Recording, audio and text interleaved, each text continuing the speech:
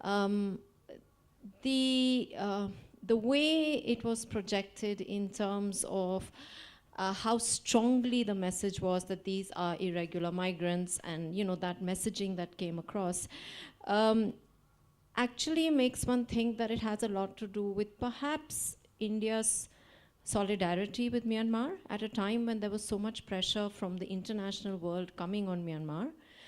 India wanted to stand in solidarity with the country and the leadership of that country, because we have other vested interests as well. I mean, not just vested, we have other sovereign interests as well, with China coming in and all of that. And whether this issue then and these refugees then actually just got used, sacrificed, whatever you call it, to cover, to show our solidarity, more than actually anything to do with the law or what India stands for or what India believes in or doesn't believe in, but actually for another purpose that India was trying to actually show to its neighbor as well.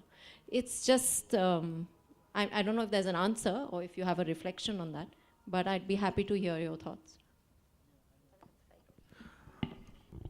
Well, to answer your question or to comment on your statement, I can say that a classic definition of foreign policy is that each country's foreign policy is actually an extension of its domestic principles. Now, if the domestic policies and principles and values of our country are enshrined in our constitution, we can't say that our foreign policy considerations should outweigh our national charter. It can never be. After all, we did give refuge to the Tibetans. We still had relations with China, and so forth and so on. We can cite the examples of Bangladesh. We needed good relationships we want to improve our relationship even with Pakistan. But when a government takes a decision, it essentially takes a decision on the basis of its own principles to which it is wedded. Having said that, it is true that in the conduct of governance, in the conduct of state policy, our relations with neighbors constitute a very important consideration. To what extent we should have bartered our constitutional values and principles to go soft or to make a gesture to Burma or Myanmar, where even is now coming under great international pressure for our silence on this issue, I think is a debatable question. But as constitutional moralists, I would say that we ought not to have surrendered on our core constitutional principle. And mind you, if there's one core constitutional principle, it is Article 21. If India loses Article 21 and 14, then I think we are as good as any totalitarian state. I think essentially that's why we have the judiciary. I mean, the executive is likely to take these kind of policies and decisions, and that's why the judiciary needs to step in and bring in the law and bring in Article 21. And I think generally there's been a disappointment that that hasn't happened. Like, the government has been allowed to get away, in a sense, with what it had planned. So yeah, I think in terms of the case, that's where I think that's our point there. Yeah, thanks. Can I request you to just tell us your name and also who you would like to address the question to? Thank you. My name is Kanav. My question is to Dr. Bura. So you spoke about how the reason why India hasn't signed the convention is because of the principle of burden sharing and how that's skewed against the developing nations. So if you look at the resettlement program under UNHCR, it allows for the transfer of refugees from the state where they're seeking protection to a third state for permanent resettlement. So why can't something like that be incorporated in the convention itself? And more importantly, why hasn't that something like that been used in the Rohingya case? Where, for example, the Rohingya refugees could be transferred to a third nation, which is a developed nation, for permanent resettlement.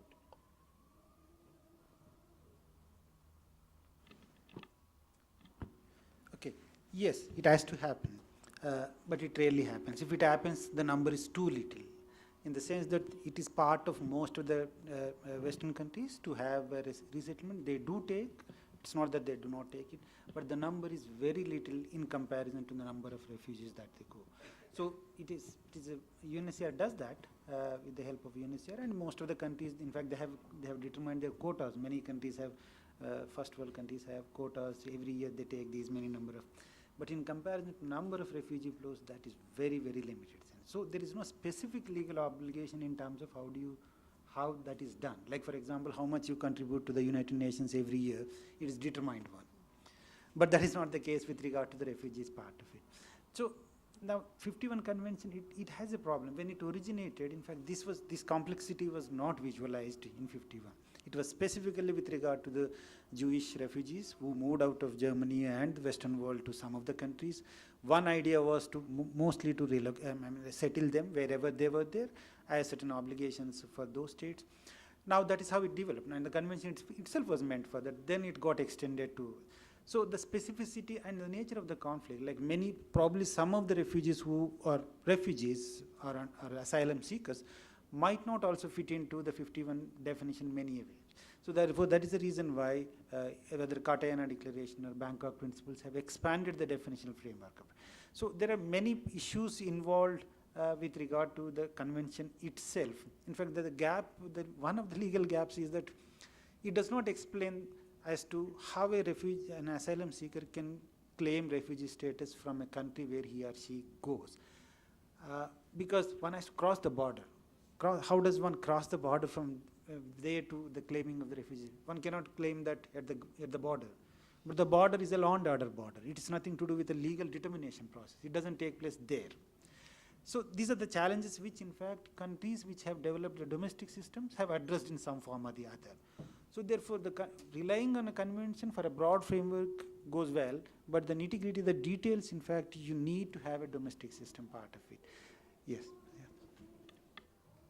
I just wanted to also, sort of give you the picture on how it works in practice. Is that embassies in India, for example, will have like a quota system where each embassy tells UNHCR that we'll take 20 people this year. And we would want all these 20 of them to be professionally qualified. So earlier we had about 10% of refugees in India getting repatriated. So it was already, like he's saying, it's very less. The number of refugees getting repatriated is very less. Now it's down to 1%. Reason being that it's because most of the Western countries are taking Syrian refugees directly from Syria, Turkey, or Jordan. Also because that population is a lot of them are like qualified doctors and lawyers, and the security risk is seen to be less.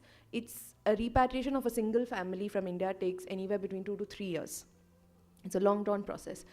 Secondly, that argument can be used by any country. Like why would every country not want to repatriate them to a third country? Where does that argument end? Bangladesh, as of today, like I said, has 1 million refugees, Rohingya refugees. Why would they not want to repatriate them or to India or to some other country? So that temptation is obviously there with any country which is hosting refugees, but practically it is not possible, because why would another country accept them? On what basis will you decide that? Is it economic, that Western countries have more money and resources, therefore they should be taking them? Yes, I mean that logically makes sense, but it doesn't work that way. On the other hand, what happens is that often they like with Bangladesh, what India has also done is Operation Insaniyat, where they've given them money to run those camps. That is a sort of like an arrangement which countries are more likely to sort of accept than taking, like, say, 50,000 refugees from there and to another country. So yeah. Good afternoon. My name is Vidisha, and my question is addressed to Dr. Kumar. So from the discussion that's happened amongst the panelists today, as Dr. Bura pointed out, that the 51 convention obviously has some infrastructural difficulties that has made it difficult to implement. And in light of the present situation, and in particularly the Rohingya deportation case, which is in all likelihood going to be a landmark judgment, how do you think that's going to affect this standalone migration policy that you said India should come up with? Because if the courts choose to possibly choose to deport these Rohingyas, how do you think that's going to affect this policy that comes up, given how it might not be effective later? I mean, the ideology of how is that going to pan out in terms of the policy that India will come up with?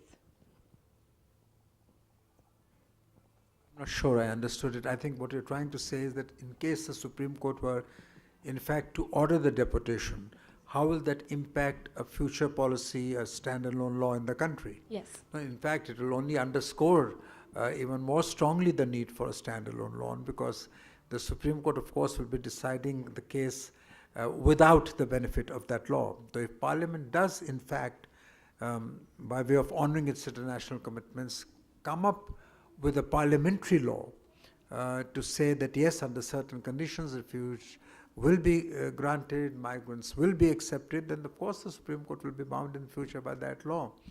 But my argument here would be that there is already the basic law of the country, which is Article 21. That law in itself is enough for the Supreme Court to ensure that there is no deportation in situations like the Rohingyas, and also the Supreme Court can, through a series of its own directions and guidelines, like it did in Vishakha, like it has done in so many cases, fill in any gap in the law if the court were to find a gap in the law.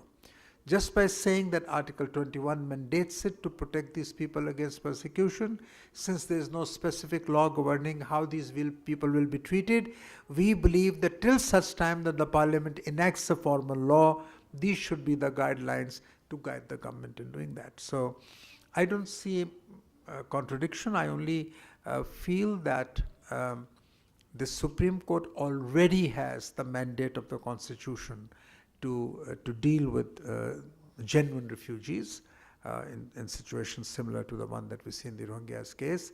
But of course, it will vastly help the situation if there was a comprehensive standalone legislation, just as I am in another petition asking for a comprehensive standalone law against torture. Because although India signed the UN Convention Against Torture in 1997, we are in 2018, we have still not ratified it.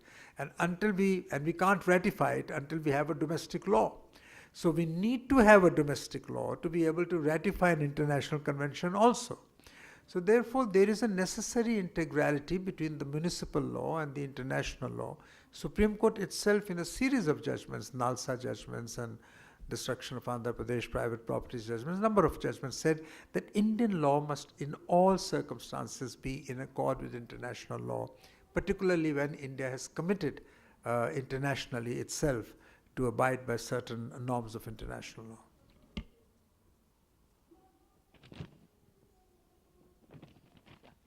A very good evening to all the panelists. My name is Ankit Kapoor and I'm a student of the National Law School.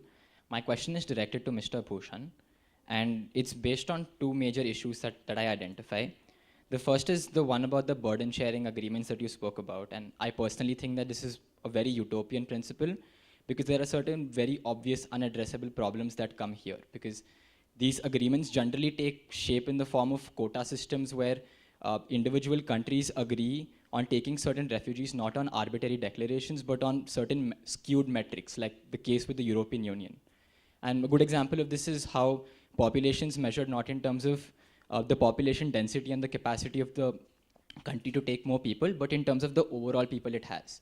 So countries aren't always sinister or wrong in terms of criticizing these metrics, and I personally feel that these metrics at any point can't become comprehensive enough to have a global nature of acceptance, which then brings me to my second point, that since they can't be universally accepted, that really puts into question the long-term sustainability of such an agreement. And also you spoke about how the United Nations would have a compensatory system. So the question here on account of liability, which is my second question, is that where does this United Nations compensation come from, and who really is supposed to be held accountable? Do you recognize the concept of interstate liability, wherein some provision under the articles of interstate responsibility compel one nation to pay the other if it were responsible for creating the conflict? Or do you come up with agreements like what Australia did in case of the Manu refugees, where the country directly pays the refugees?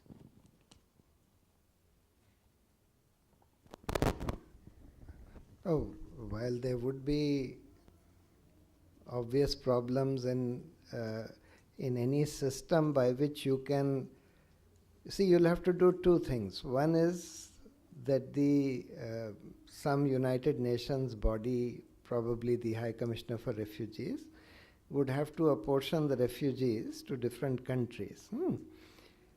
And second would be to determine some compensation payable to different countries on the basis of the number of refugees that they take, and perhaps on some other principles also, the cost of living in each country or whatever, so that these refugees can be provided at least basic amenities.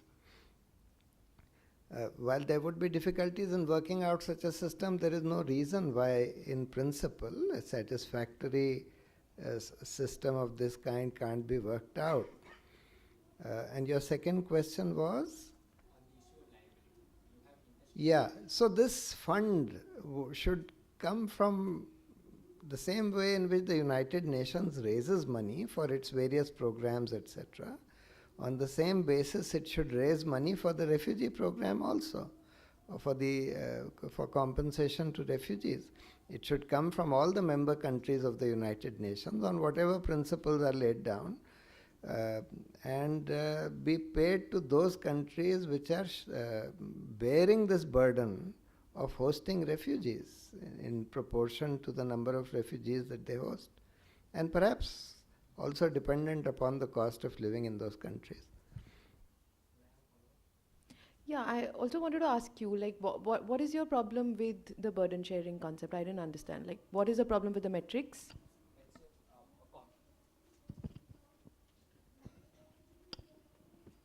Yeah, like a common anti-immigration argument against these sort of agreements is that they're based on certain economic metrics that don't really assess specific economic conditions, and even if you were to agree to that, there are certain realities that numbers don't really take into account. And a good example of the economic metric is the fact that you have population as one of the criteria, but within population itself, what sort of population metric do you decide? Is it total number? Is it population density?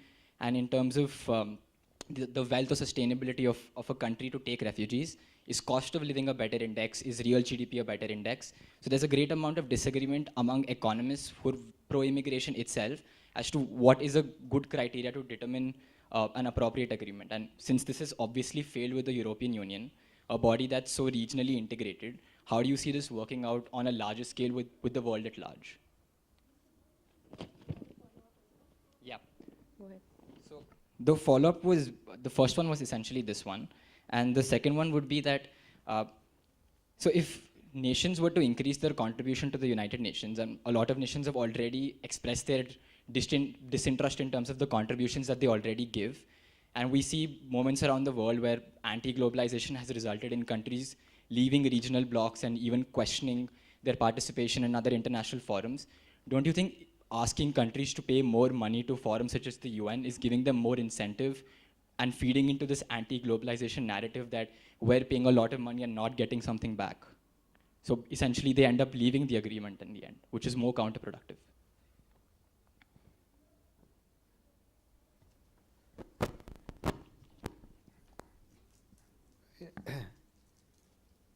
You see, your first question again, there are obvious problems in determining an exact formula for apportionment of refugees as well as apportionment of finances. It's not a very simple calculation, but there is no reason why a reasonably satisfactory formula can't be worked out. May not be, everybody may not consider it to be the best formula or the best solution, but it would be a reasonable solution. And regarding, you see, as you were saying, one way of burden sharing, or rather taking money for this kind of a refugee program, would be to extract it from the countries which are giving rise to these refugees. But that's not the basis. You see, this is a humanitarian exercise. For example, Iraq has been plundered and there are lots of refugees who have come out of Iraq. Now you can't ask Iraq to pay for the refugees which are going out of their country. It has to be a general humanitarian response of the United Nations, which means that the money has to come out of the general fund of the United Nations, however you get the fund from. So that's what it needs to be. And you had a follow-up was? That was the follow-up, okay. Yeah. May May I just come to your question? I think the burden of your question, if I've understood you right, is that since there's no universally or generally accepted formula for burden sharing, if we try and impose some formula, it might add to the anti-globalization movement, because people feel, nation states feel, that they're being asked to pay in a common fund much more money than they ought to be paying, and that their citizens, in fact, are not getting any benefit, so why should they go? That's the burden of your question. It's a very valid point. This is being seen across the world in debates in the global fora, particularly within the UN systems. My fear is that the movement away from globalization would lead to the eventual weakening of the multilateral legal system, and lead to a push for bilateral agreements between countries, and these agreements will then be an instrument for creating classes within the world. There is no doubt in my mind, and this is a personal view, that multilateralism, resting on the dispersal of global economic